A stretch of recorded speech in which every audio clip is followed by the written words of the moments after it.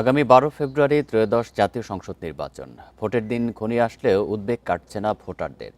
গোপালগঞ্জ ও জামালপুরে অধিকাংশ ভোট কেন্দ্রকে অতি গুরুত্বপূর্ণ বা ঝুঁকিপূর্ণ হিসেবে চিহ্নিত করেছে প্রশাসন।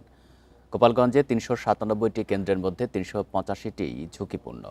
অন্যদিকে জামালপুরে এই হার ৫৩% বেশি। এবার জাতীয় সংসদ নির্বাচন ঘিরে গোপালগঞ্জের চিত্র কিছুটা ভিন্ন। জেলার ৩টি আসনে ৩৯৭টি কেন্দ্রের মধ্যে ৩৮৫টি কেন্দ্রই অতি গুরুত্বপূর্ণ বা ঝুঁকিপূর্ণ হিসেবে চিহ্নিত করেছে প্রশাসন। এর মধ্যে গোপালগঞ্জ ১ আসনে ১৩৮টি, ২-এ ১৫১টি এবং ৩-এ ১০৮টি কেন্দ্র রয়েছে।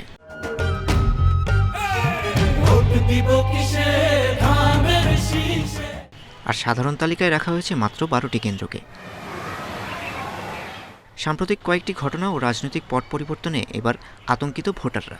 গত ২৮ জানুয়ারি জেলা জজের বাসভবন এবং এর আগে বিজ্ঞান ও প্রযুক্তি বিশ্ববিদ্যালয় ও চিফ জুডিশিয়াল আদালতের সামনে ককটেল বিস্ফোরণে ভীতি বাড়িয়েছে জনমনে।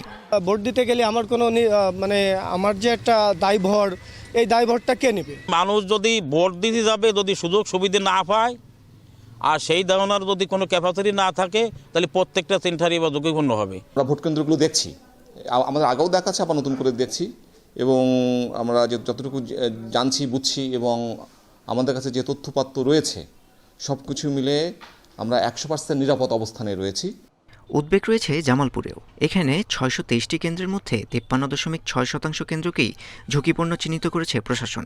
এর মধ্যে ১২২টি কেন্দ্র অধিক ঝুঁকিপূর্ণ এবং ২১২টি ঝুঁকিপূর্ণ। আসনভিত্তিক হিসেবে সর্বোচ্চ ঝুঁকিতে জামালপুর ৫ সদর আসনটি।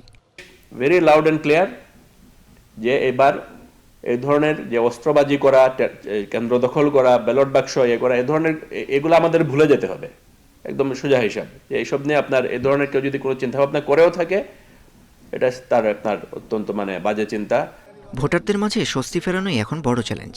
সে লক্ষ্যে মাঠে কাজ করছে সেনাবাহিনী, বিজিবি ও পুলিশ সহ বিভিন্ন সংস্থা। মাহির সাজিদ, ইন্ডিপেন্ডেন্ট নিউজ।